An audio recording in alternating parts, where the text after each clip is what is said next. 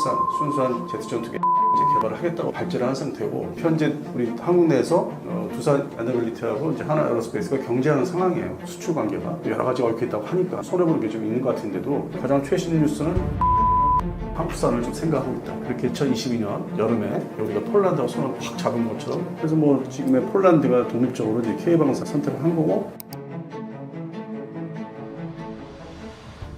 폴란드 공군사령관이 직접 방한해 KF-21을 시승하기까지 했다고 하는데, 왜 폴란드는 한국 전투기에 이렇게 적극적인가요? 최근에는 또 후속으로 추가 탑승을 했다는 이제 뉴스가 있었습니다. 이게 이제 넘버 2. 폴란드 공군의 참모총장이라면 그 다음 뭐 차장이 또 있지 않습니까? 이게 지금 계속 지속적으로 시승 행사를 나름대로 이제 하는 거죠. 그러면 당연히 이제 배경에는 폴란드 공군이 장기적으로 관심이 많다. 그게 이제 왜냐면은 폴란드 공군의 구조가 현재로서는 이제 실제 운영하는 거는 F-16 블록 50계열이고, 그리고 이제 F-50은 이제 뭐 12대 가져왔고 추가로 36대 가져와야 되는데, 그리고 이제 러시아제 냉전 시절 때 탈냉전 되면서 이제 독일로부터 받은 미그 29가 있고 Su-22 공격기가 있습니다. 근데 이게 너무 오래됐고 러시아제이기 때문에 부품 수급 안 되고 해서 없애야 돼요, 결국에는. 그 중에서 이제 Su-22 그 피터 공격기가 연말에 이제 다 도태를 해요. 사라져요. 근데 이제 그 사이에 우리 대한민국에서 가져간 F-10 기존 버전, GF 버전이 어느 정도 최소한 훈련 용도로서 좀 제대로 가동되는 게 이제 확인이 되니까 태엽을 1대1 도태 대체를 하는 것 같고, 두 번째는 우리가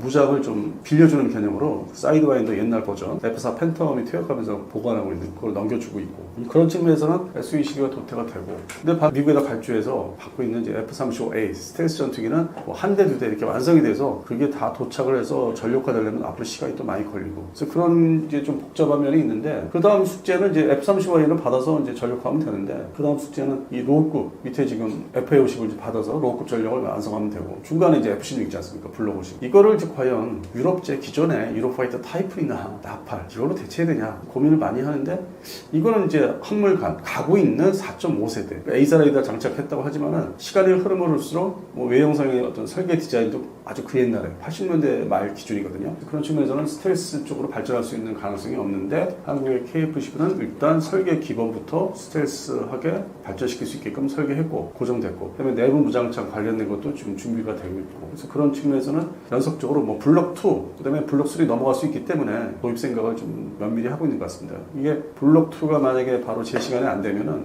물론 이제 F-16의 블록 50의 사용 운영 기한이 또 있기 때문에 그거를 잘 이렇게 염두에 두면은 곧바로 블록 3로 도입을 할 가능성도 없지 않아 있어요. 그래서 그 전 버전을 아주 뭐 꼼꼼하게 세심하게 살펴보고 타보는 거죠. 근데 일단 아주 일반적으로 얘기해서 외형뿐만 아니라 내부에 탑승해보면 후방선을 보면은 1차화된 조종석이라든지, 그러니까 거의 뭐 지금 5세대 전투기, 아니면 4.5세대 중에 저 후발주자, 뭐 F-15EX라든지 이런 전투기 개량된 뭐 F-16V라든지 1차화된 뭐 이런 계기판, 이게 좀 일맥상통하는, 기술적으로도 이게 미래지향적이라는 거예요. 그래서 계속 기회가 있을 때마다 알아보고 있는 거죠. 자기들이 직접 타보고 뭐 맛을 보고 이런 측면이기 때문에, 결국에는 이제 한국산 그 보라매 전투기가 초기 버전이 있을 거고 발전된 뭐 보라매 2가 있을 거고, 그거에 대한 접근을 장기적으로 하고 있는 거죠. 왜냐면은 2030년 이전까지는 그 F-50의 소위 폴란드 버전이 이제 완전 전력화가 이제 그때까지 끝날 거고, 지금으로부터 뭐 26년 말이죠. 그러면 정확히는 27, 28, 29, 30. 이 4년 동안에는 FA-50 PL이 제대로 전력화가 끝날 거예요. 그 다음에 이제 한국에서 블록 3까지 이제 넘어가니까, 그 다음 단계는 한국에서도 2030년부터 본격 개발을 이제 시작하기 때문에 그쪽으로 바로 진입할 수도 있어요. 지금까지는 이제 블록 2로 생각했는데, 시간상으로 보면은 기존의 블록 3라고 얘기했던 EX 버전, 이쪽을 더 지금 염두에 두고 있지 않나. 시간이 흐르고 자꾸 관심을 갖는 게. 그래서 저도 이제 말씀드리는 게, 작년 대비 올해는 좀 더 진보된, 진화된 버전을 지금 하고 있는 거죠. 그쪽으로 이제 바로 들어가겠다. 그래서 우리가 그동안에 얘기했던 블록 2는 아닐 수도 있겠다는 생각도 지금 하고 있습니다. KF-21의 미국산 엔진 사용 현황과 국내 자체 엔진 개발 단계는 어디까지 왔나요? 현재 뭐 KF-10의 120대 블록 2 완성할 때까지 말 그대로 미국의 제너럴 일렉트릭스의 F-414 한국 버전 K 버전을 면허 생산으로 다 인수를 받아서 이제 장착을 하는데, 인수 과정에서 이제 단계별이 있어요. 뭐 10대, 20대, 30대, 40대. 그래서 110대 이제 그러면 이제 곱하기 2, 엔진 두 개니까. 그럼 중간 부분에 아마 블록 2 버전부터는 국내에서 생산하는 어떤 우리 협력업체들의, 지금 하나 에어로스페이스의 협력업체들 뭐 이런 구성품들을 국내에서 좀 더 생산하는 퍼센테이지가 높아져요. 지금 초기에 시제기들이 직도입해서 장착을 이제 했다면은 미국 본사에서 만들어서 그대로 받는 거를, 양산 단계에서는 뭐 블록 1에서 2차, 1에서 두 가지로 나눠지는데 그때부터 이제 부품을 이제 한국산을 해서 그거를 조립을 완전히 여기서 하는 거를 본체가 오면은 거기다 또 끼워넣는 거. 근데 계약상에 보면은 단계별로 13%에서 17%를 한국산의 부품을 이제 넣을 수 있게끔 아마 계약 조건 제시한 거 미국에서 그런 게 내용이 좀 공개된 적이 있었죠. 10년 전에. 그래서 그런 측면에서는 K 버전이 맞고 여기서도 일부 일조를 하기 때문에 그렇게 하면서 일부 부품을 생산을 이제 해보면서 기술이 쌓이고 그리고 또 이제 미국 제너럴 일렉트릭에서 받는 이제 기술들이 그래도 뭐 좀 일부 좀 있으니까 그게 이제 모여서 120대 완성이 되는데 그렇다고 해서 이게 무슨 별도의 우리 한국산 엔진을 할 수는 없고 이제 K 버전에 국한되는 거죠. 또 어쨌든 기술들은 이제 좀 습득을 한 다음 상태에서 그 다음 단계에 한국산 순수한 전투기 제트 전투기 엔진을 이제 개발을 하겠다고 발제를 한 상태고 그리고 지금 현재 우리 한국 내에서 두산 에너빌리티하고 이제 하나 에어로스페이스가 경쟁하는 상황이에요. 경쟁을 이제 본격적으로. 작년 9월달에 서로 우호적으로 이제 어떤 세미나장에서 만났는데 지금은 딱 1년 지났는데 본격적인 경쟁을 이제 하고 있다 하더라고요. 그리고 두산 에너빌리티가 전에 뭐 존재감이 없었는데 어떤 새로운 정부 들어서면서 연관된 우대를 받는 것도 뭐 없잖아 있고 뭐 합법적으로. 그래서 이게 어떻게 될지 모르겠다. 그리고 하나 에어로스페이스는 전통적으로 뭔가 대외적으로 자기들이 뭐 얘기를 일방적으로 한 게 좀 있어요. 그러니까 다 자기들이 하는 것처럼. 근데 실상은 다 먹을 수 없는 서로 나눠야 되는 쉐어 그 분리 서로 나눠야 되는 엔진 분야 개발에 있어서 혼자 전적으로 다 해서 이렇게 끌어안고 할 수 있는 게 아니에요. 그런 측면이 요즘에 노출되고 있기 때문에 좀 더 지켜보셔야 돼요. 그렇게 하나 에어로스페이스를 좋아하시는 분들 많은 건 아는데 그게 전적으로 다 혼자 다 할 수 있는 게 아니다. 그리고 정부 어떤 시책, 정책에 따라서는 공동 같이 개발을 할 수 있는 그런 측면은 이제 앞으로 지금부터 하반기에 서서히 드러날 거예요. 그런 측면에서 하나 에어로스페이스 좋아하시는 분들한테 서운을 하시겠지만 뭐 주식 관련돼서 꼭 그렇지는 않다는 거예요. 그런 움직임을 이제 저는 접하고 있기 때문에 그래서 그 단계를 거치고 또 이제 저번에 제시했던 영국의 롤스로이스. 롤스로이스에서는 또 상당히 구체적으로 어느 부분에서 뭐 10가지, 뭐 5가지 이상이더라고요. 10년 전에 KFX의 엔진의 어떤 경쟁으로 지금 F4에서 K 버전하고 할 때 이미 상세하게 뭐를 기술을 넘길 수 있다. 물론 다 돈을 주고 받아야 되는 거 이제 전제 조건이 있는데 그 당시에도 10년 전에 자료를 이제 보니까 이미 저희들이 아주 전향적으로 주겠다는 게 있었고 그게 또다시 10년 지나니까 제시를 한 거고. 그래서 향후 이제 해외 협력업체 기술을 이제 받아서 완성시켜야 되니까 한국화 시켜야 되니까 결국에는 그런 측면에서는 해외 업체가 이제 어떻게 나오는지 특히 영국의 롤스로이스가 그런 측면도 살펴보셔야 되고 국내 업체가 본격 경쟁에 이제 들어갈 수 있게 됐다. 그래서 경쟁을 하다가 타협을 해서 공동 개발 업체 간의 공동 역할 분담해서 그런 변화도 올 가을쯤에는 이제 등장하지 않을까. 뭐 내부적으로는 지금 조용한 게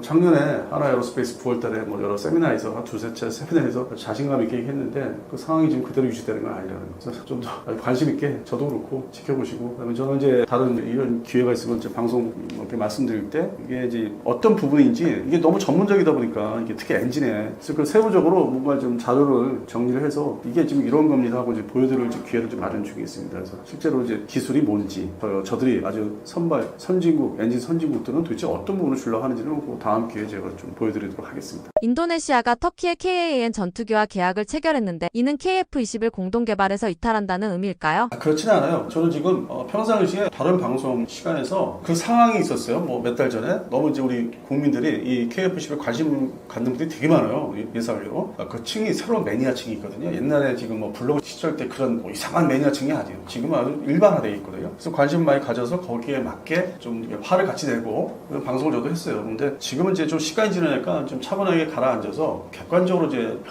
판단을 해보자. 그래서 그런 측면에서 말씀드리는 건데 인도네시아 측이 여러 뭐 행태를 보이게 발표하고 했던 게 좀 뭐 상당히 좀 괘씸한 것도 있겠죠, 사실. 그런데 지금은 이들이 과연 왜 이럴까 따져보면은 전투기를 뭐 특정 뭐 전투기 이런 전투기 저런 전투기 다 얘기했는데 반면에 인도네시아 공군이 보유하고 있는 전투기가 몇 종류 있고 어떤 그 급인지 하이급, 뭐 미디엄급, 로우급이 있지 않습니까? 그 중에서 가장 먼저 우리하고 손잡고 도입했던 게 T50 계열인데 왜냐면 이제 호크 200이라는 이제 옛날 90년대 초반에 경공격기 영구제 도입을 해서 운영했는데 한 1999년도 동티모르 사태 때 활약을 했어요. 방공망을 일부 그런 로우급 전투기를 유지했다는 호주군을 상대로 그렇게 했는데 뭐 그것도 못 쓰고 꽤 오래된 시간이잖아요. 그래서 노화된 전력이기 때문에 이거를 한국 우리 공군에서 운영하고 있는 뭐 T50 버전이든지 그런 버전을 이제 가져가서 보유하고 있고 그리고 이제 후속 군수요는 이제 그건 별도로 우리한테 계속 받겠다고 따로 발표를 해서 뭐 교류가 있었고 올해 교류가 있었죠. 그 다음에 이제 생각해보니까 자기들이 중간급 그 전력으로서 F-16이 있는데 뭐 태국 공군처럼 이게 종류가 우리 공군처럼 뭐 블록 50 뭐 이렇게 단일화된 게 아니에요.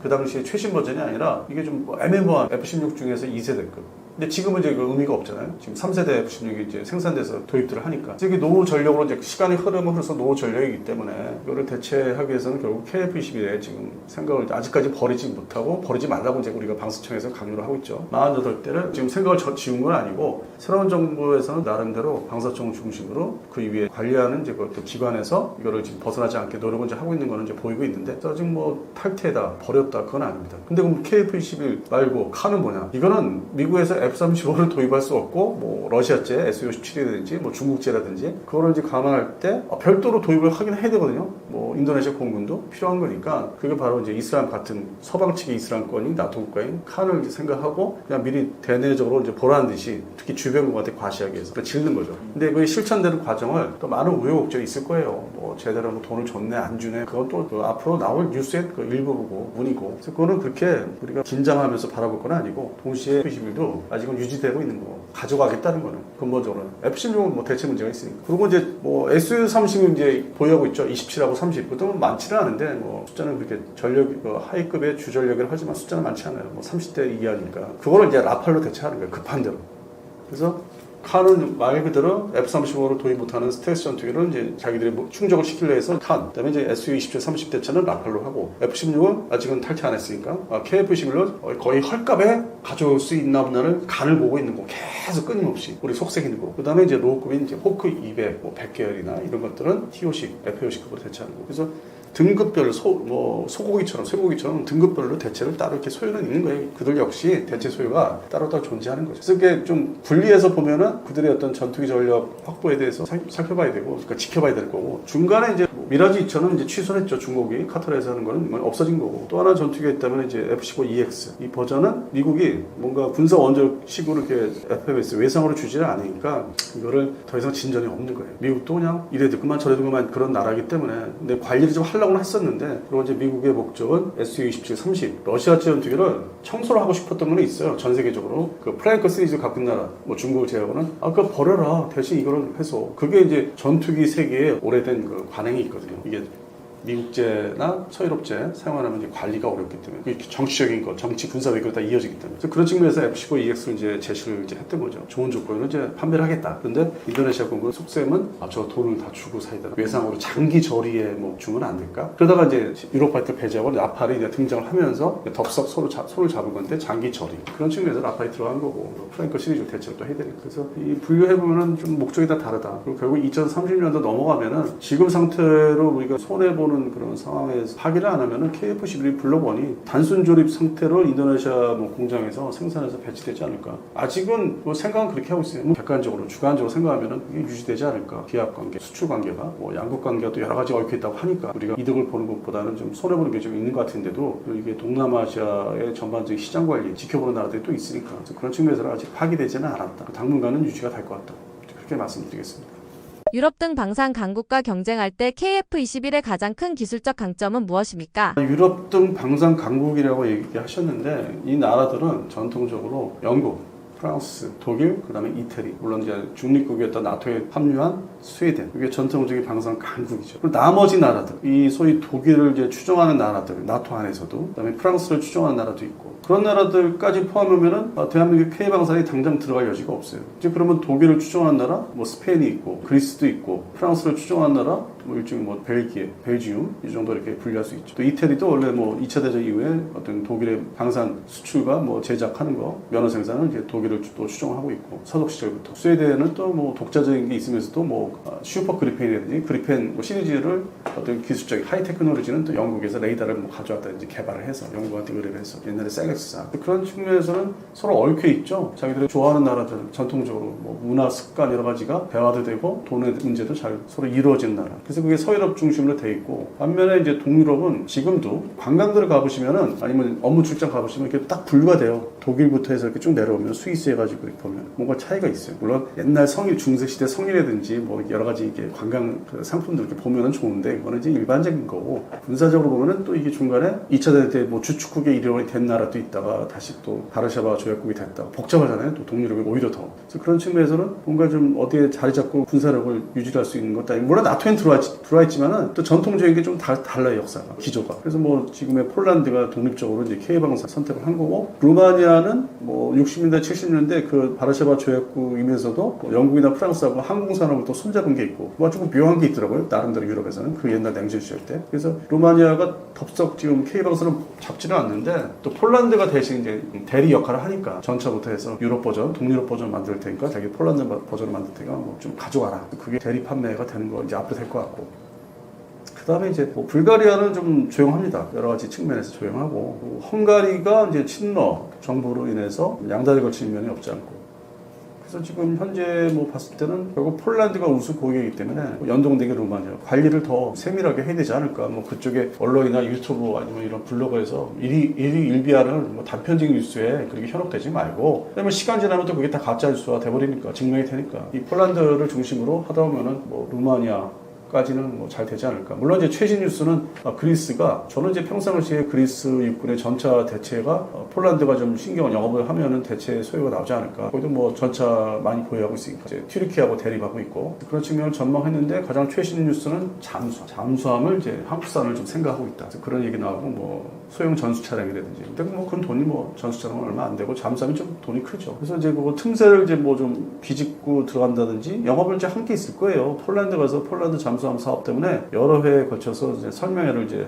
했던 게 있고 그 소식들이 또 방산 업체 간에 전해진 것도 있을 거고 그래서 그런 측면에서는 그리스가 오히려 잠수함 전력에서는 또 우리한테 고객이 될 가능성이 좀 올라오고 있는데 근데 또 독일의 이제 하대배가 또 어떻게 나올지 모르고 왜냐면 그리스와 독일은 또 무기체계 서로 뭐 판매 사고하는 게 2차 대전 이후로 또 끈끈하기 때문에 더 두고 봐야 되고 그래서 뭐 실제로는 유럽에 러시아를 제외한 나토 국가 등 유럽에 방산 시장이라는 게 장벽이 형성이 되고 있고 그렇게 지금 2022년 여름에 그렇게 우리가 폴란드하고 손을 확 잡은 것처럼 그렇게 급격한 모습은 없을 것 같아요.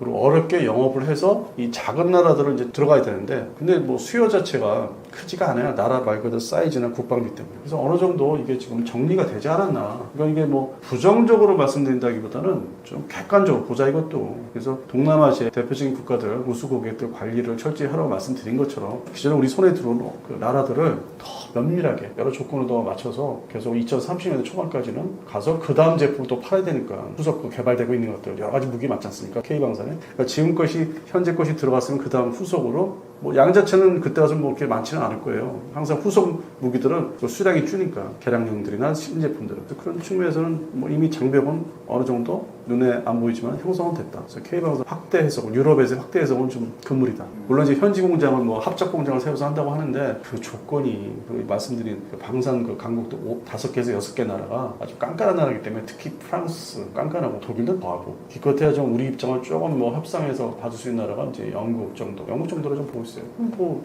영국 중심의 무기체계 공장을 세운다 한들 그게 지금 폴란드에서 수주받은 거에 양만큼에 비교하면 좀 상당히 낮죠. 뭐 불가능한 건 아니지만은 이미 장벽은 설치가 되고 있고 제한적인 진출은 뭐 그 정도다. 제한적인 진출이다. 좀 이렇게 말씀드리겠습니다. 이번 KF-21의 최초 야간 공중급유 성공은 어떤 기술적 의미가 있다고 보시나요? 예, 지난 4월에 방위사업청이 영상을 하나 공개했는데 KF-21 CG의 4호기가 KC-330 시그너스라고 해가지고 우리 공군이 보유하고 있는 공중급유기가 있습니다. 공중급유기로부터 야간에 공중급유를 받는 동영상을 공개했는데요. 공중급유라는 것은 KC-330의 급유막대가 있습니다. 이렇게 쭉 나오는 급유막대를 KF-21의 공중급유 연결부가 있는데 위쪽에 있습니다. 여기다 이렇게 딱 집어넣어서 두 비행기가 하늘을 날고 있는 상태에서 급유를 하는 겁니다. 그러니까 연료를 공급하는 것인데 이게 상당히 어렵습니다. 왜냐면은 난기류가 생기기 때문에 두 비행체가 가까이 있으면 난기류가 생기기 때문에 이 자세를 계속 유지해야 돼. 이게 상당히 어렵고 기술적 난이도도 있는 겁니다. 근데 그런데다가 어둠이 있는 그러니까 야간이라는 것은 빛이 안 보이는 어두운 상태에서 시야가 제한됐는데 이런 어려운 상황에서도 단 한 번만에 성공했다는 거 이게 대단한 일이죠. 그러니까 그리고 공중급유라는 것은 상당히 이제 현대 공중전에서 일종의 필수 사항 같은데 전투기, 폭격기의 그 작전 반경을 늘려줍니다. 그러니까 한 번 공중급유라면은 최대 50% 이상 반경이 늘어난다고 하거든요. 그래서 그리고 또 이걸 야간에 했다는 것은 전투기나 폭격기나 24시간 전천후 할 수 있는 그 능력을 확보했다는 걸 보여주기 때문에 의미가 있습니다. 그러니까 KF-21이라는 이제 새로운 전투기가 지금 이제 개발이 거의 완전 끝난 상태인데 이게 몇 가지 이제 그 기념비적인 상황이 있는데 제일 중요한 것은 아무래도 뭐 첫 시험 비행일 테죠. 첫 시험 비행에 성공한 이후로 이제 차곡차곡 착착착 스케줄을 개발 일정에 따라서 순조롭게 진행이 되고 있습니다. 그래서 지난해 3월에 이제 방위사업 추진위원회에서 KF-21 최초 양산 항공기를 40대 1차분 생산 40대를 2028년까지 공군에 인도하게 해야 한다는 그 계획안을 승인을 했고요. 그다음에 지난해 6월에 양산 1차분 20대에 대한 계약이 이루어졌습니다. 그래서 그 지난해 6월에 계약했던 양산 기체가 올해 5월에 최종 조립에 들어갔고요. 그다음에 지난 6월에는 20대 추가 계약이 있었죠. 그래서 1차분 20대 해가지고 40대 계약이 다 끝났습니다. 그리고 가장 최근 일이죠. 지난 5일, 그러니까 8월 5일에는 KF-21에 탑재하려고 순수 국내 기술을 개발한 능동 위상 배열 A사라고 하죠. A사에다가 처음으로 출고했습니다. 그러니까 완성이 돼서 나온 것이고요. 그리고 KF-21의 전력화 시기도 좀 앞당겨지고 있습니다. 그만큼 개발 일정이 잘 순조롭게 진행됐다는 것을 보여주는 건데, 지난 12일 방위사업 추진위원회라고 해서 주요 이제 무기 도입 사업 관련해서 결정을 내는 기구에 있습니다. 거기에서 개발 계획 개정안이 승인이 됐는데요. 당초 KF-21이 2028년 말까지 공대지 능력을 확보하려고 했는데 이 일정을 2027년 전반기로 앞당겼습니다. 조기 확보하는 것인데요. 그만큼 국민 여러분들이 염원하고 바라는 대로 KF-21이 순항하고 있다. 사업이 순항하고 있고, 그리고 조만간 KF-21이 우리 영공을 방위하는 선봉장이 되는 모습을 볼 수 있을 것 같다고 여러분께 자신 있게 말씀드릴 수 있습니다. 이런 야간 공중급유 테스트가 전투기의 실제 운용 능력에 어떤 변화를 가져올 수 있다고 보시나요? 예, KF-21은 지금 이제 계속 시제기가 시험 비행을 하고 있는데 그만큼 이제 검증해야 될 성능들이 많습니다. 이렇게 무장을 분리하고 발사하고 그리고 또 아까 말씀드렸다시피 급유도 해보고 설계도에 나왔던 대로, 그다음에 우리가 원했던 성능이 제대로 나오냐를 검증해야 됩니다. 그런 과정을 거치고 있는데 제일 중요한 게 시험 비행일 테죠. 그다음에 초음속 비행인데 둘 다 뭐 무난히 성공했고요. 그다음에 어려운 뭐 급유도 성공했고요.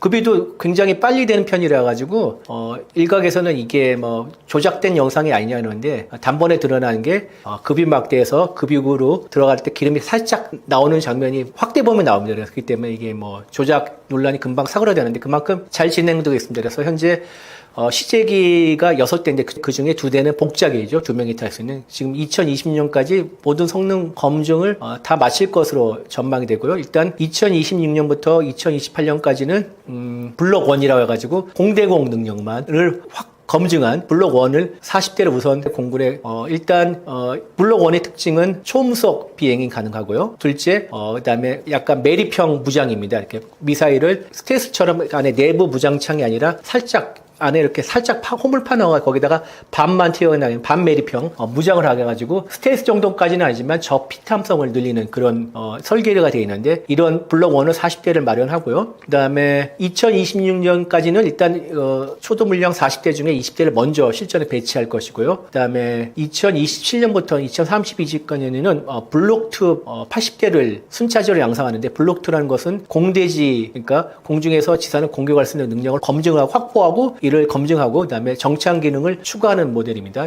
해서 그리고 기존에 나왔던 블록 1 40대도 블록 2에 준하는 개량이 필요하다면 개량을 할 것이고요. 그래서 이렇게 해서 120대가 확보가 되는 것입니다. 32년까지. 그리고 2030년대 이후에는 블록 3에 대한 지금 계획은 잡혀 있는데, 블록 3는 뭐냐면은 스텔스 전투기를 만드는 것입니다. KF-21을 스텔스 전투기를 만든 것인데, 아까 지금 반매립형 무장이었는데 이거를 완전히 내부 무장창을 파서 그 안에 무장을 할 수 있는 거고, 그다음에 레이더 반사 면적을 감소하는 소재를 적용하고 그래서 스텔스 전투기로 진화를 하는데, 여기에 A사 레이더 성능을 개량한다든지 센서를 향상한다든지 생존 시스템을 통합한다든지, 그다음에 유무인 전투기를 하는 멈티 복합 체계를 넣는다든지, 이렇게 해서 스텔스가 보통 5세대라고 하는데 5세대 중에서도 가장 최신력과 좀 더 나은 기능을 가진 5.5세대로 이렇게 업그레이드할 계획은 잡혀 있습니다. 그리고 또 이 3세대, 그러니까 블록 3가 개발될 쯤 하면은 장거리 공대지 미사일, 그래서 줄여서 장공지라고 합니다. 그다음에 장거리 공대공 미사일, 장공공이라고 합니다. 그다음에 단거리 공대지 미사일 단공공, 그다음에 대방사 미사일이라 가지고 적의 레이더 시설을 파괴할 수 있는, 그러니까 레이더 전파를 따라서 적의 레이더 시설을 파괴할 수 있는 대방사 미사일, 이런 4종의 국산 무장도 블록 3가 실전 배치될 쯤에 완성이 돼서 무장할 것으로 보입니다. 그러면은 거기다가 또 공군은 최근에 아주 확정은 아닌 검토 사항이라고 하는데 극초음 공중 발사 탄도 미사일 ALBM이라고 해가지고 러시아의 킨자일이 되게 유명하죠. 그래서 탄도 미사일을 작게 만들어서 쉽게 말하면은 전투기에 탑재하는 것입니다. 그럼 그만큼 속도가 엄청 빠르겠죠. 그래서 극초음속으로 날아갈 수 있는 이런 미사일을 개발할 그런 계획도 검토하고 있다고 밝혀 있는데, 이 정도 하여튼 블록 3가 나올 때쯤이면은 확실하게 KF-21이 우리의 주력이 될 수 있고 우리 영공의 소의 선봉장이 될 수 있겠죠. 그러나 약간의 이론이 있는 게 지금 이제 미국의 이제 F-47을 비롯해서 유럽에서 이제 2개의 6세대 전투기 계획이 잡혀 있지 않습니까? 그래서 우리가 5세대, 그러니까 KF-21 블록 3를 뭐 KF-21 EX라고도 하는, 이런 부르기도 한데, KF-21 EX로 하지 말고 바로 그냥 6세대로 넘어가자, 이런 의견도 나오기 때문에 현재 뭐 어떻게 될지는 확정이 돼 있다고 말씀드리기는 좀 어렵습니다. 그래서 이거를 이제 관계 당국이 한번 검토를 해보겠죠. 6세대로 바로 넘을 것인가, 아니면 5.5세대를 거쳤다 갈 것인가를 하는데, 6세대는 되게 기술적 난이도가 높고 아직 우리가 그걸 5세대도 제대로 검증 건데 바로 6세대 나갈 것에 대한 자신감도 없는 상태이기 때문에 좀 개인적으로 좀 힘들지 않을까 생각하는데, 하여튼 그런 논의도 있는 게 사실입니다. 그래서 우리 공군은 이제 이런 같은 계획에 대해서 120대의 KF-21을 확보해서 영공 방위의 핵심 전력으로 삼는다는 구상을 갖고 있는 상태입니다. 최근 UAE 국방차관이 KF-21 시승에 직접 나섰는데요. 이런 행보는 어떤 의미가 있다고 보시나요? 이브라임 나세드 모하메드 알 알라이, 참 이름이 길죠. 아랍 국가에서 이름이 좀 깁니다. 그런데 아랍에미레이트의 국방차관이죠. 이 국방차관이 한국을 방문해서 5일에 안규배 국방부 장관을 만나고 6일에는 국방부에서 이두희 국방부 차관이랑 한 UAE 차관급 운영회의를 했는데, 이게 여기서 이제 양국의 방산협력을 논의했는데, 이게 13차 회의입니다. 이게 어떻게 생겼냐면은 문재인 정부 때 이명박 정부의 그때 유럽 아랍에 수출하면서 거기에 뭐 비밀 협약을 맺었다, 이런 내용을 터뜨리면서 외교 참사가 일어날 뻔했습니다. 그래서 그때 급히 막으면서 만든 협의체가 차관급 운영위원회인데, 양국의 외교부 또는 국방부 차관들이 만나서 외교안보 현안에 대해서 논의하는 자리거든요. 하여튼 요걸 했는데 특이한 일정이 사천 기지를 이제 7일날 방문해가지고 알 알라이 차관이요, KF-21 CJ기 복자기 뒷차량석에 앉아서 탑승을 했습니다. 그리고 바로 뒤에 이제 FA-50에 탑승한 이영수 공군 참모총장이 함께 이제 우정비행, 2대가 나란히 하는 우정비행이라는데 이걸 해오는데, 알 알라이 차관이요, F-16 조종사 출신입니다. 그래서 전투기 조종사고요. 나름 그 아랍에미리트에서 군부 실세로서 영향력이 큽니다. 그러니까 알 알라이 차관에게 탑승 기회를 주는 것은 KF-21을 우리가 KF-21을 아랍에미리트 UAE에다가 세일즈 마케팅을 하는 그런 차원의 행위라고 볼 수가 있죠. 근데 아랍에미리트는 트럼프 일기 때 F-35를 미국으로부터 구매하려는 계획이 있었습니다. 그런데 이스라엘이 반대를 해서 이 계획이 무산이 됐고요. 그래서 분명히 그 5세대 스텔스 전투기에 대한 수요가 갖고 있고 필요성도 있고요. 그래서 아랍에미리트가 한국의 KF-21 사업에 대해 매우 큰 관심을 갖고 있고 이전 정부에서도 여러 차례 그 KF-21에 대한 그 설명회를 열어달라 비공개로 요청한 적이 있고요. 그렇기 때문에 이번에 알 알라이 차관이 아랍에미리트 본국으로 돌아가서 어떤 보고를 했는지 알 수는 없으나 상당히 긍정적인 평가를 했다면 양국이 KF-21 관련해서 협력을 할, 그리고 우리가 KF-21을 수출할 가능성이 더 커지지 않을까 기대하고 있습니다. 이번 시승을 통해 UAE 측은 KF-21의 어떤 능력에 특히 주목했다고 보시나요? 아무래도 조종사 출신이니까 기본적인 비행 성능을 점검했을 것이라고 생각할 수가 있습니다. 그러니까 꼼꼼하게 기동성을 한번 평가할 것이고요. 그리고 아랍에미리트가 지금 단계 KF-21에서 가장 관심이 있는 것은 아무래도 이게 무장 통합 능력이라고 생각합니다. 그러니까 이게 무슨 말씀이냐면은 UAE는 석유 다음 차세대 먹거리를 찾는 데 주력하고 있는데, 나름대로 국가가 전략적으로 키우는 산업 중 하나가 방산이 있습니다. 방산이 있고 그래서 일단 아랍에미리트가 국방비를 많이 지출 지출하고 거기에 따라서 해외 무기를 많이 사들이면서 그거를 일단 국내 수요가 많은데 이거를 일단 자립형 산업 생태계로 한번 만들어가지고 대체해보자 이런 계획을 갖고 있는데요.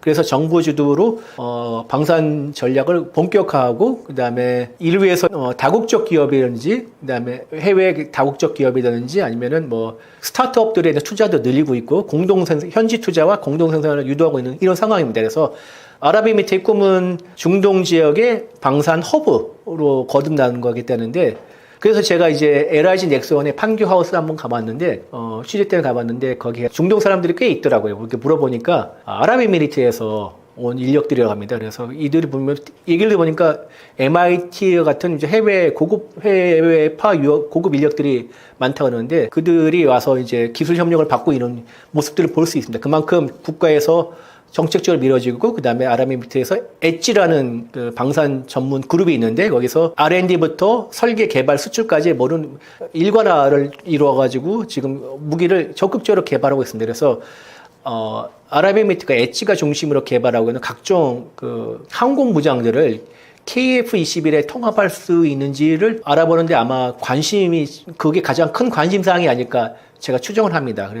왜냐면은 미국과 유럽은 이런 자국산 무장 통합이라는 거가 있습니다. 그러니까 새로운 무기를 기존에 있는 전투기, 그러니까 항공기에 달아가지고 제대로 작동할 수 있도록 만들어지는 걸 통합이라고 하는데 미국과 유럽은 잘 안 해지죠. 왜냐면은 돈을 계속 벌려면은 자국산, 자기네 회사에서 제조하는 무기를 팔아야지. 그게 아니라, 그냥 전투기만 사고 무장 우리가 알아서 할게 이러면은 돈벌이가 크게 안 되기 때문에, 안 해주는 게 원칙인데, 그러나 이제 한국은 아무래도 KF-21이 국내에서 120대 생산하고, 그 다음에 인도네시아에서 48대 생산하면 168대지 않습니까? 그런데 보통 항공기의 브레이크 이븐 포인트가 300대를 기점으로 하기 때문에 300대 수요를 늘리려면 아랍에미리트 같은 큰 손이 필요합니다. 아랍에미리트 자체 무장 통합에 대해서 아무래도 한국이 좀 더 관대할 수밖에 없는 입장이고 거기에 관심을 가질 것이라고 생각합니다. KF-21의 어떤 특성들이 아랍권 국가들에게 특별히 매력적으로 작용한다고 보시나요?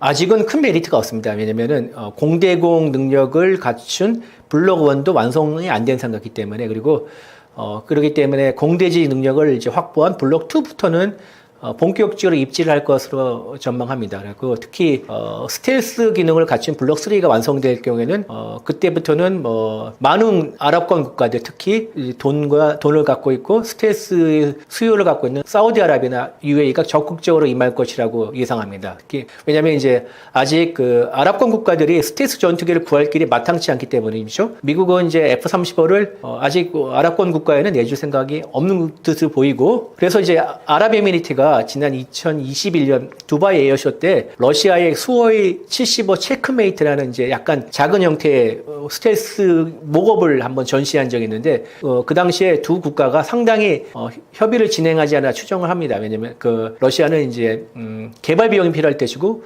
UAE는 스텔스 전투기에 필요할 것이기 때문에 양국의 이해관계가 맞아 떨어져 가지고 돼 있는데 이게 우크라이나 전쟁이 일어나면서 이게 파투가 나왔습니다. 파투가 났고 그다음에 중국이 대안이 될 수 있는데 중국에 이제 지금 막 찍어내고 있는 J-20이라는 스텔스 전투기는 아직 본격적인 스텔스 전투기로 꼭 평가하기는 이르지 않았나. 왜냐면 미국군에서는 뭐라고 평가했냐면은 중국의 스텔스 전투기들은 밤잠을 설칠 만한 게 아니다. 그러니까 그 인도 태평양에서 작전하면서 중국의 J-20 전투기들과 여러 차례 조우할 기회가 있었는데 그렇게 평가를 내린 거 그때 확인해 보니 스텔스 능력이 생각보다는 별로지 않았나 이렇게 추정할 수가 있죠. 근데 앞으로 나올 J-35라는 전투기가 있는데 중국이 또 다른 스텔스 전투기인데 이거는 어떻게 될지 모르겠지만 현재 상태로 보면은 J-20은 대안이 안 돼 있고 그렇다면은 스텔스 전투기를 만들어줄 수 있는 게 튀르키예인데 튀르키예는 자칭 5세대 전투기인 칸을 지금 열심히 개발하고 있죠. 근데 아직 시제기 테스트도 딱 한 번밖에 안 했고 시범 비행도 한 번밖에 안 했고 제대로 된 평가도 못 하고 있고 그 시제기를 몇 대 더 만든다는 그 단계이기 때문에 언제 나온다는 보장이 없습니다. 그래서 KF-21이 지금으로서 아랍권 국가들이 가지고 있는 최선의 대안이 아닌가 이렇게 생각이 되기 때문에 그리고 또 사우디나 아랍에미리트는 주적이 이란입니다. 근데 이번에 이란과 이스라엘의 전쟁에서 보면은 이스라엘의 F-35가 맹하려고 그랬죠. 그래서 스텔스 전투기의 필요성에 대해서는 누구보다 잘 알기 때문에 조만간 좋은 소식이 올 수도 있을 것이라고 저는 기대하고 있습니다. 앞으로 KF21이 UAE 및 아랍권과의 협력에서 어떤 방향으로 진행될 거라고 보시나요?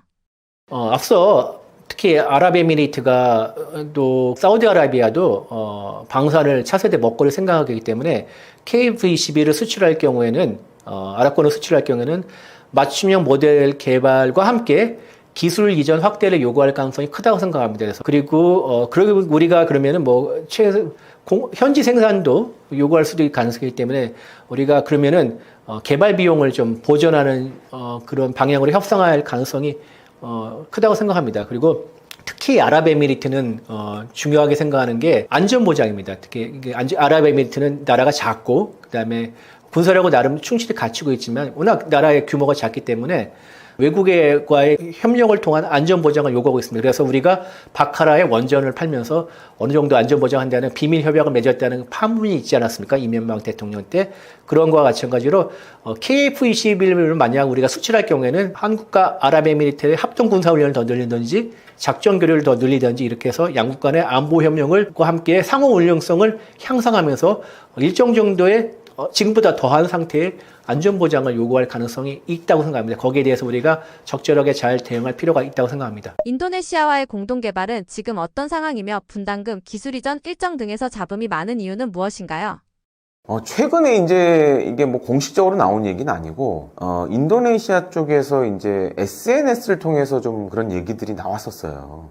그러니까 지금 이제 인도네시아가 지금 개발비 관련된 부분에서 이제 돈을 안 내다 보니까 어떤 문제가 생기고 있냐면, 이제 인도네시아가 원래 이제 시제기 한 대를 가져가기로 했어요. 근데 이제 돈을 안 내니까 돈 받아야 우리도 시제기를 줄 수 있을 거 아니에요. 그러다 보니까 지금 이제 사천에 카이 그 본사에 경락고에 그 시제기가 있어요. 돈을 안 냈으니까 못 주지. 그래서 사실 제가 전에 이제 카이에서 한 2년간 근무를 했었는데 저는 그 시제기 이제 보고 또 그 다음에 이제 그 시제기 같은 경우에는 인도네시아 시험비행 조종사가 또 시험비행을 하기도 합니다. 그래서 이제 그 인도네시아에 오는 시험비행 조종사도 보기도 했는데 그러다 보니까 최근에 뭐 그런 소문들이 좀 나오고 있어요.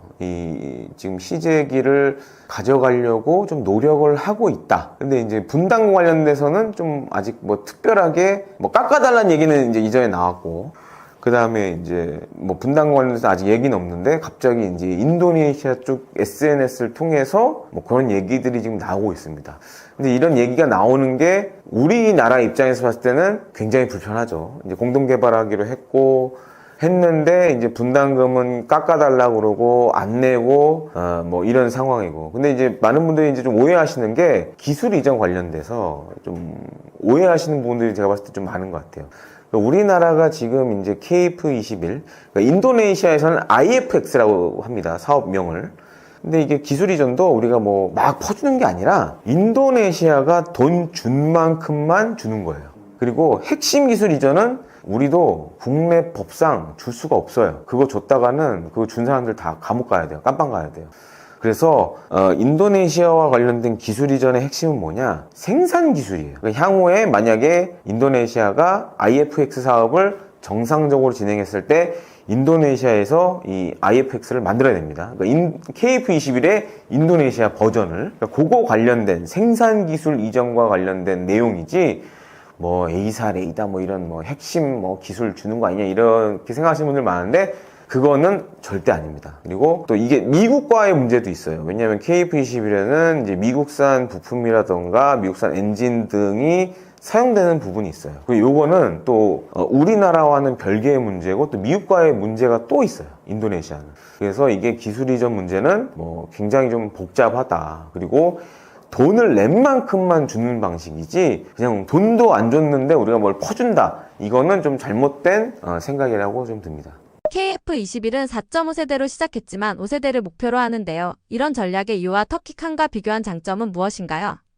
근데 이제 인도네시아가 우리나라랑 KF21 공동 개발하기로 하고 분담금 안 내고 막 이런 지가 꽤 됐죠. 근데 최근에 갑자기 인도네시아가 튀르키예가 만든 칸을 뭐 구매하겠다. MOU를 맺었어요. 정부 대 정부로 MOU를 맺었어요. 그래서 상당히 지금 우리 국내에서는 분개하는 그런 밀리터리 매니아들도 굉장히 많습니다. 그리고 이제 칸하고 우리 KF-21을 좀 비교를 해보자면 칸은 아직 이제 시제기가 한 대밖에 없어요. 근데 이제 지금 튀르키예가 중동에서 나름 이제 좀 강점이 몇 가지가 있습니다. 그러니까 과거 튀르키예가 했던 것 중에 하나가 뭐냐면 F-16을 면허 생산했었어요. 지금도 잘 보면 튀르키예 공군에 F-16이 굉장히 많아요. 그리고 단순히 튀르키예 공군만 썼던 게 아니라 이집트 공군의 F-16도 튀르키예가 만들었고 몇 나라의 중동 몇 개 국가의 그런 F-16을 튀르키예가 만들어서 납품한 적이 있었어요. 그러니까 로키드 마틴이 면허 생산권을 줘서 거기서 만들어서 이렇게 한 적이 있었습니다, 과거에. 그러니까 약간 항공기 쪽으로는 그래도 중동에서 튀르키예가 나름 강점이 있는 나라고, 최근에 또 잘 보면 튀르키예 정부가 방위산업 육성을 어마어마하게 하고 있어요.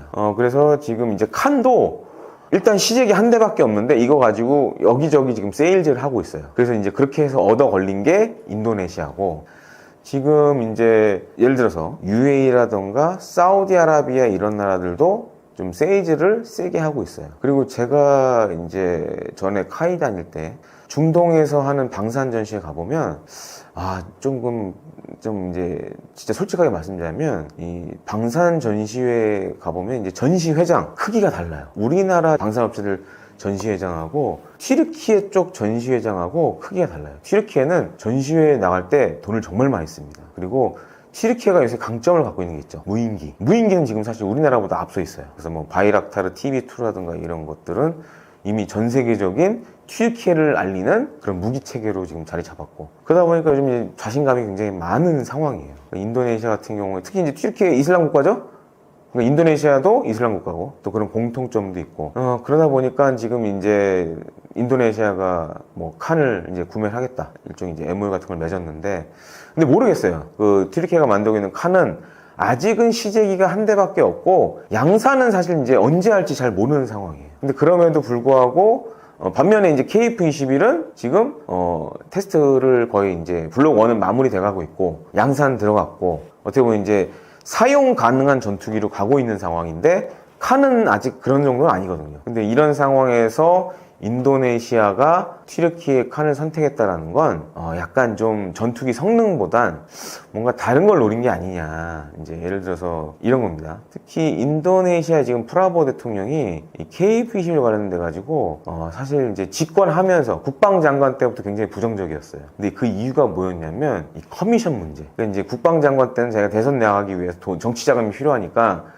우리 쪽에 뭐 소문이지만 알게 모르게 그런 불법적인 커미션을 요청했다라는 얘기도 있었고, 근데 이제 이 사람이 지금 대통령이 돼서 튀르키예 칸을 선택한 걸 봤을 때 뭔가 튀르키예가 칸 구매와 관련돼서 커미션을 뭐 주겠다 뭐 이런 뉘앙스를 좀 풍긴 것 같아요. 그래서 인도네시아가 이제 튀르키예 칸을 선택한 게 아닌가라고 저는 개인적으로 생각을 하는데, 과연 저거를 이제 인도네시아가 경제적으로 감당할 수 있을지, 요거는 조금 의문스러운 상황이라고 말씀을 드리고 싶습니다. KF-21은 단복자 겸용의 AI 파일럿 유무인 복합 MUMT 적용이 예정돼 있다는데요. 이런 기능이 미래 전장에서 어떤 독보적 이점을 만들어줄까요?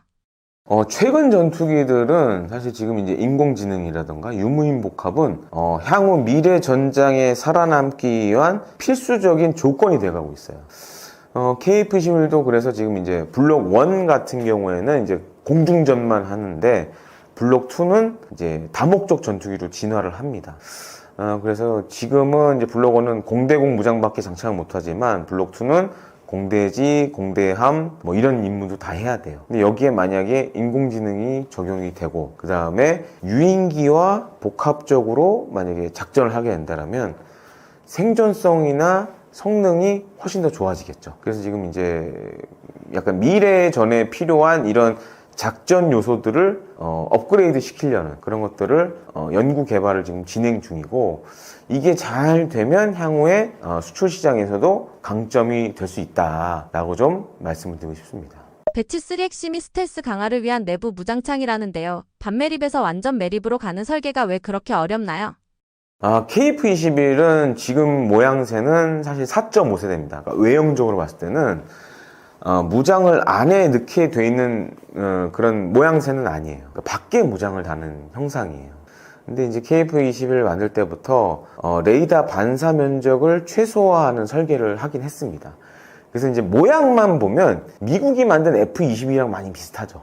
근데 이제 이게 뭐 무장을 안 달고 그냥 날았을 때는 사실 레이더 반사 면적이 최소화되는데 밖에 뭘 다는 순간 확 커져요. 이게 가장 큰 단점이에요, 지금. 그래서 이제 설계 때부터 그런 부분을 감안해서 이제 내부 무장창을 쉽게 적용하게끔 만들었다는 얘기도 있습니다. 근데 이제 한 가지 문제가 있어요. 우리가 이거를 그래서 이제 잘 보시면 동체 하부에 이제 지금은 이제 반매립식으로 중거리 공대공 미사일 미티어 4발을 이렇게 집어넣습니다. 근데 이거를 이제 안으로 집어넣으려면 무장창을 만들어야 돼요. 내부 무장창을.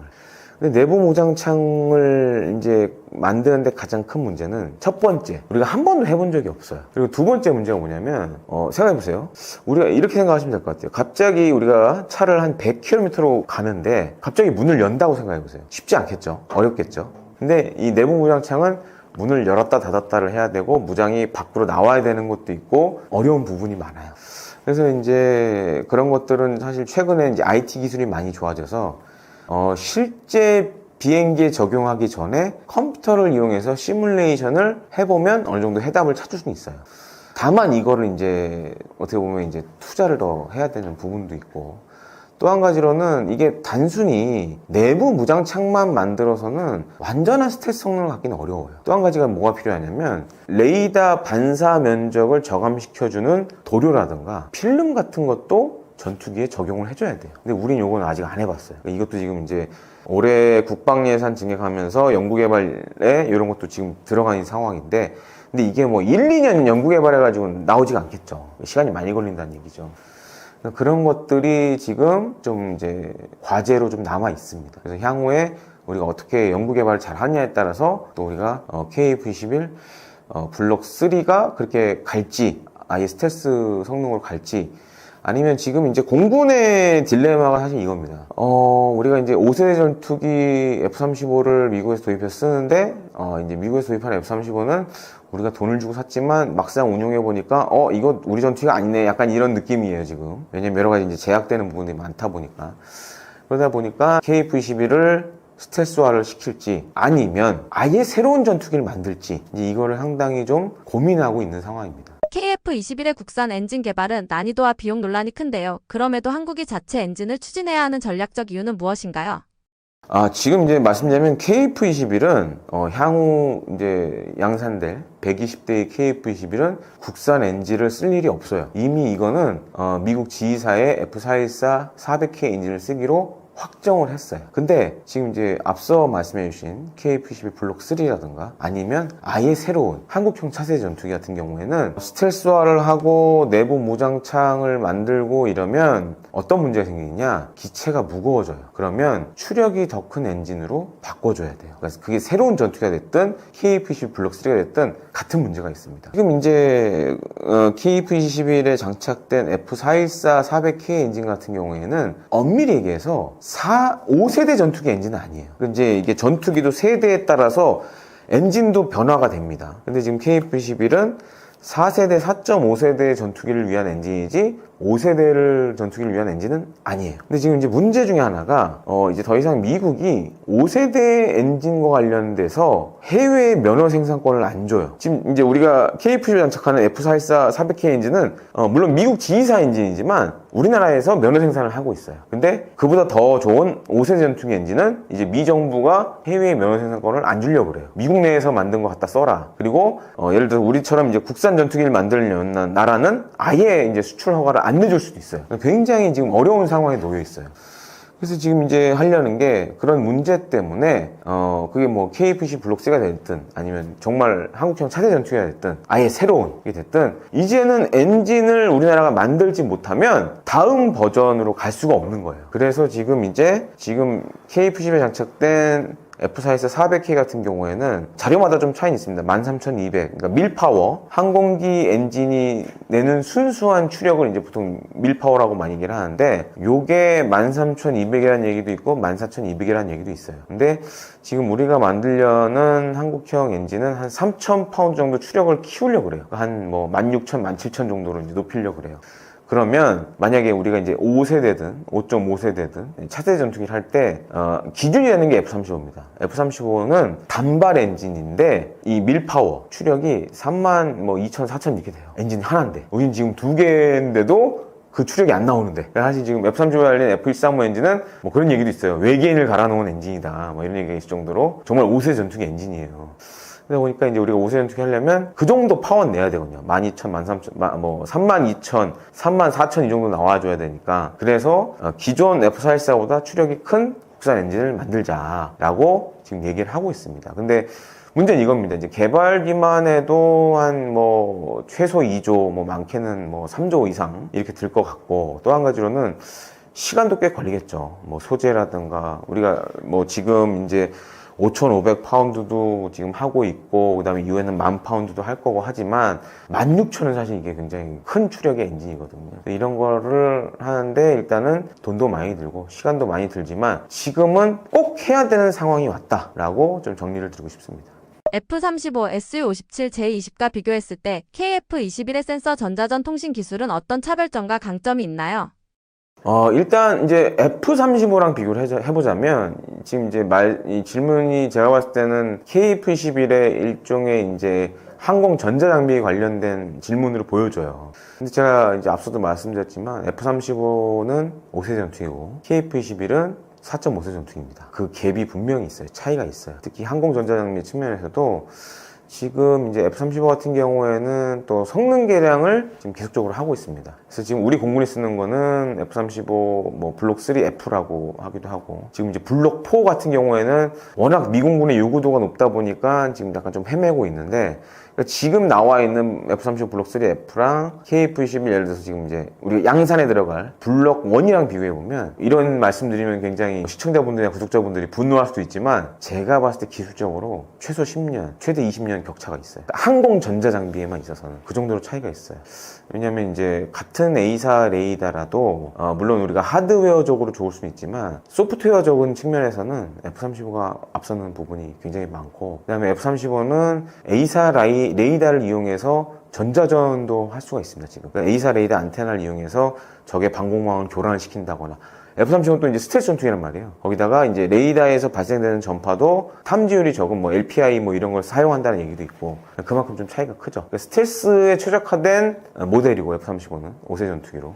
반면에 이제 KF-21은 아직은 이제 4.5세대 안에 있는 거고, 반면에 이제 러시아의 Su-57하고 비교를 해보면 좀 격차가 있긴 하지만 어떤 면은 KF-21이 앞서는 부분도 있고, 반면에 중국의 제니10은 이제 중국의 제니10 같은 경우에 저는 이제 실제로 보기도 했는데, 세계에서 지금 가장 큰 스텔스 전투기예요. 왜냐면 이제 중국 공군의 작전 요구도가 일단은 중국이 땅덩이가 크잖아요. 이걸 커버를 해야 되다 보니까 대형 전투기로 갈 수밖에 없었고, 또 기술적으로 좀 제니20을 했을 때만 하더라도 좀 성숙이 덜한 부분이 많았기 때문에 그런 점도 있었는데, 이번 이제 9월 3일 열병식 때 나온 걸 봤을 때는 물론 이제 F-22랑 비교했을 때는 아직 격차가 좀 있지만 그래도 많이 쫓아왔다라고 좀 보여줬습니다. 그리고 KF-21하고 비교하면 사실 KF-21이 제니10보다는 좀 이제 항공 전자장비는 사실 제가 딱 꼬집어 얘기하기는 애매하지만, 일단 스텔스 성능 관련돼서는 제니10은 저는 실제로도 봤지만 사실 미국 수준의 지금은 기술까지 거의 많이 올라왔어요. 그래서 이제 그렇게 우습게 볼 전투기는 아니다라고 좀 말씀을 드리고 싶습니다. KF-21이 한국 공군력의 핵심으로 자리 잡기 위해 앞으로 어떤 로드맵과 효과를 기대할 수 있다고 보시나요?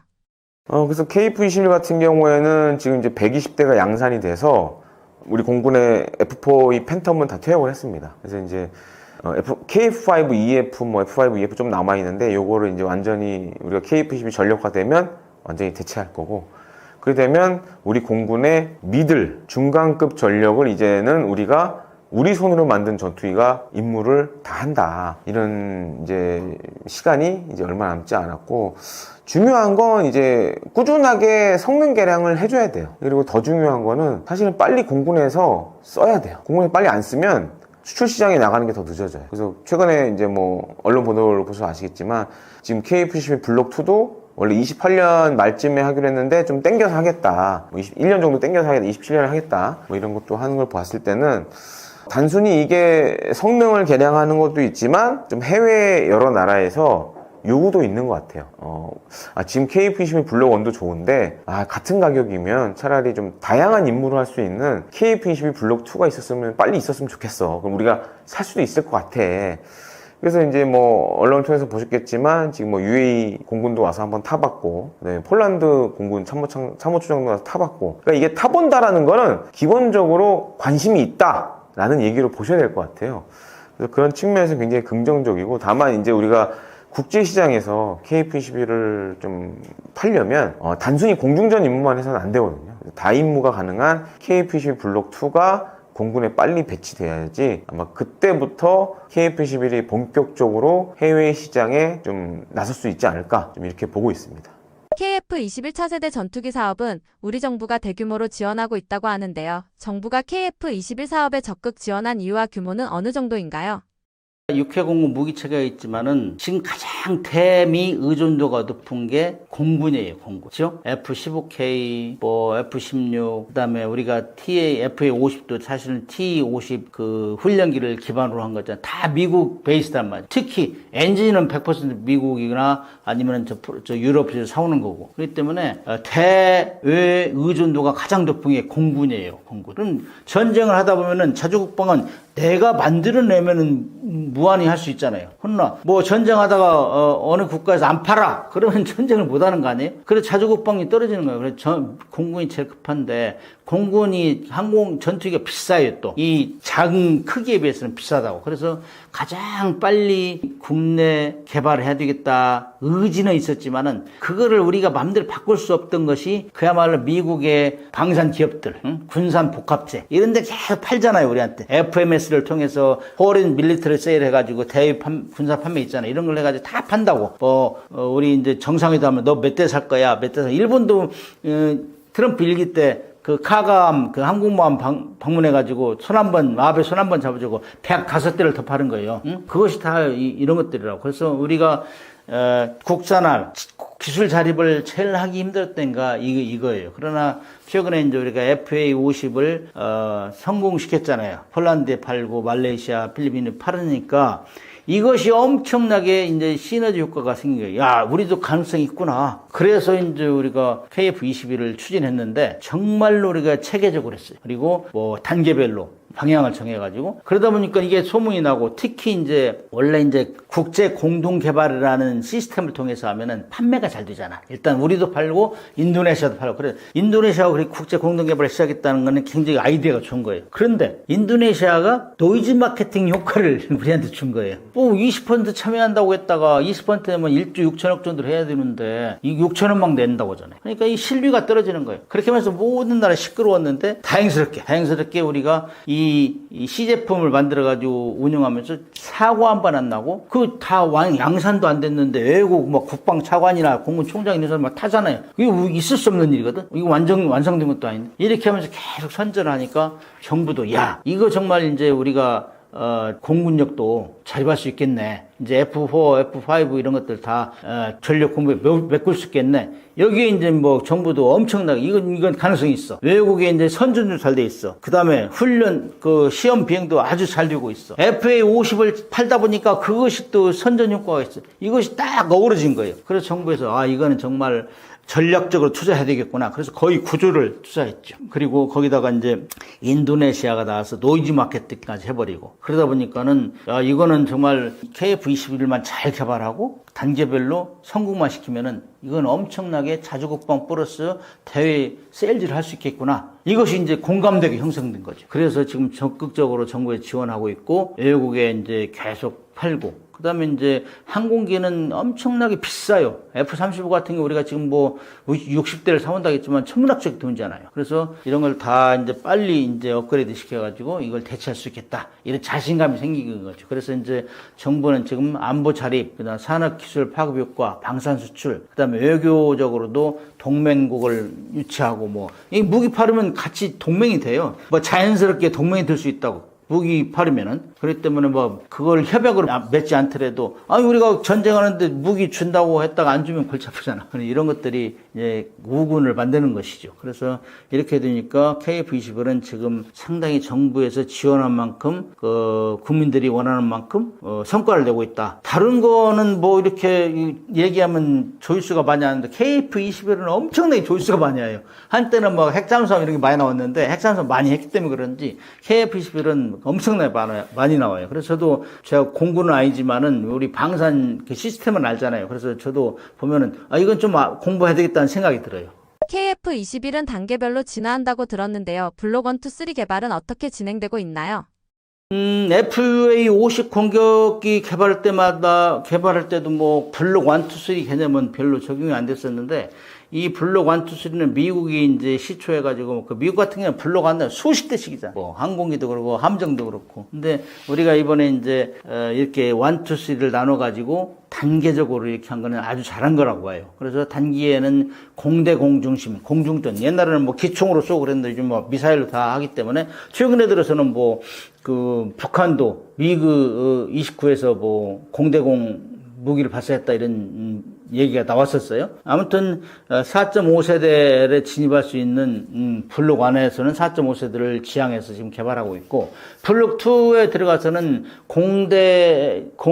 공대지, 공대함, 그 다음에 EW 기능, 어리워닝 기능까지 하겠다. 이게 이제 그래서 F-16하고 F-15를 대체하겠다는 게 블록 2인 것 같고 블록 3는 지금 뭐 원래 스텔스기는 내부 장창을 다 집어넣잖아요. 안 잡히게, 레이더 안 잡히게. 그래서 내부 장창까지 해서 스텔스 기능을 이제 늘린다 하고, 그 다음에 이제 AI 기능. 요즘 AI 기능이 안 들어가면은 항공기 취급도 안 해요. 함정 취급도 안 해요. 그러나 AI 기능이 들어가면서 이제 그야말로 5세대 전투기 이렇게 하겠다 하는데 사실 블록 3에서는 그 정도 시기 되면은 유무인 전투기를 지휘할 수 있는 능력을 이제 확보해야 돼요. AI가 할 수 있어 그런 것들을. 사람이 탄 비행기와 무인기를 같이 지휘할 수 있는 능력 이런 것까지 겨냥해서 지금 단계적으로 개발하고 있다. 이건 참 잘하고 있는 하나의 계획성 있는 추진 방법이다 이렇게 봐요.